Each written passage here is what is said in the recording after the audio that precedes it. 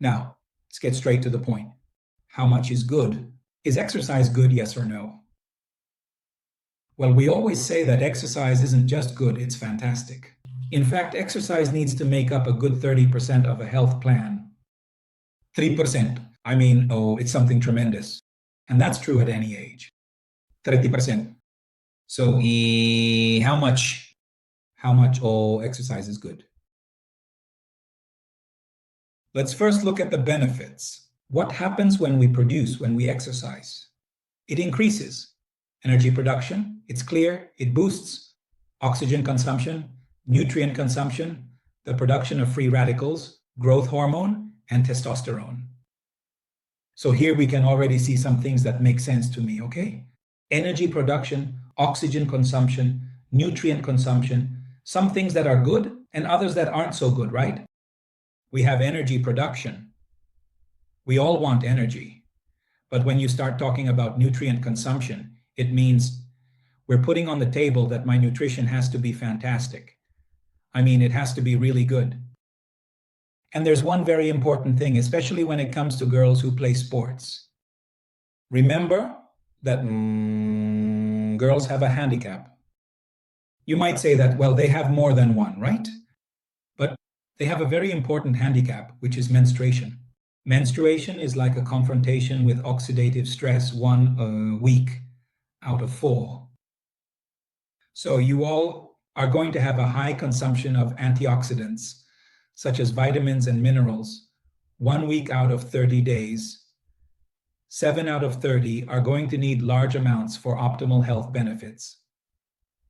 So just visualize if you're at a time when you have your period and you're going to do high intensity exercise, especially if it's not done properly.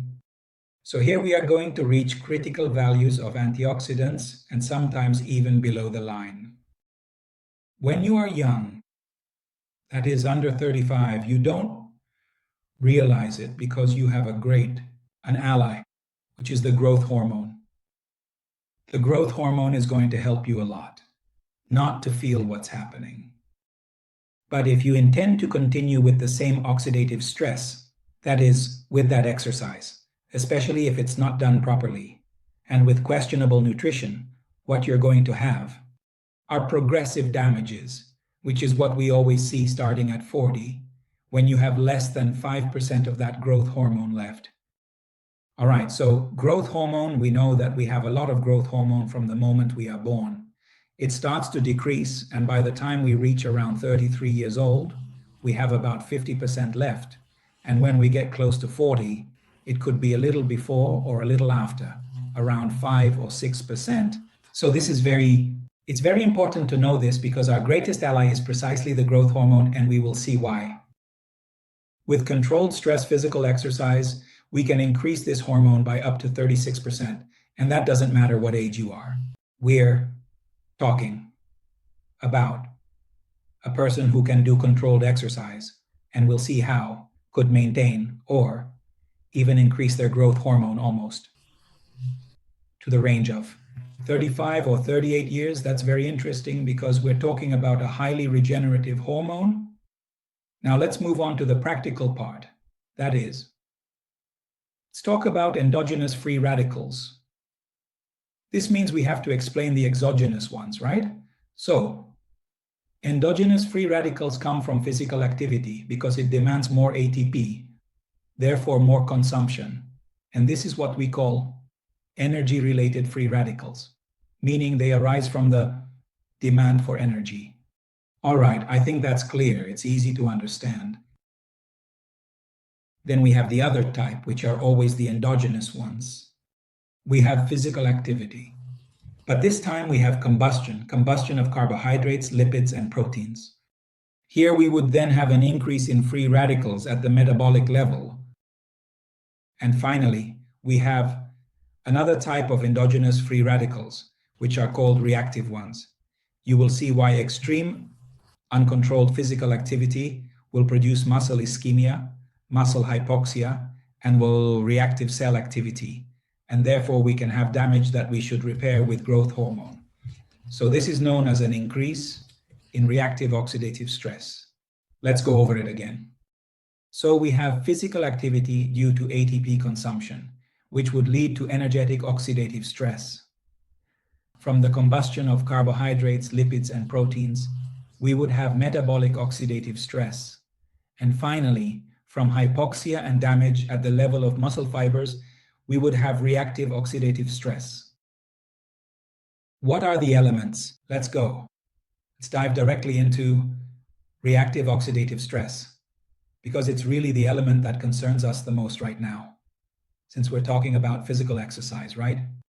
So the inflammatory molecules that increase in this type of stress would be the interleukins, especially the pro-inflammatory interleukin like interleukin 6. Remember that interleukin 6 is like a kind of double-edged sword, meaning at low levels, it's fine, but at high levels, it can cause inflammation that could even lead to cancer. In fact, it's called the inflammation cancer molecule. This increases the tumor necrosis factor. This increases the gamma interferons, obviously all the interleukins related to proteins, the cascade of reactive proteins, and activation of macrophages and TLR receptors.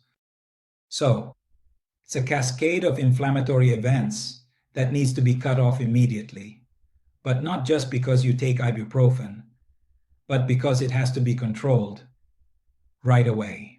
Simply put, if this worked for a short time, it's like a request from the tissue. He says, send me growth hormone to be able to make a repair. But if it lasts too long, we start to have damage. So let's look at the difference at the physical level measured by oxidative stress. Where an individual hasn't trained, we have extreme physical activity, meaning they spend hours and hours exercising at the gym.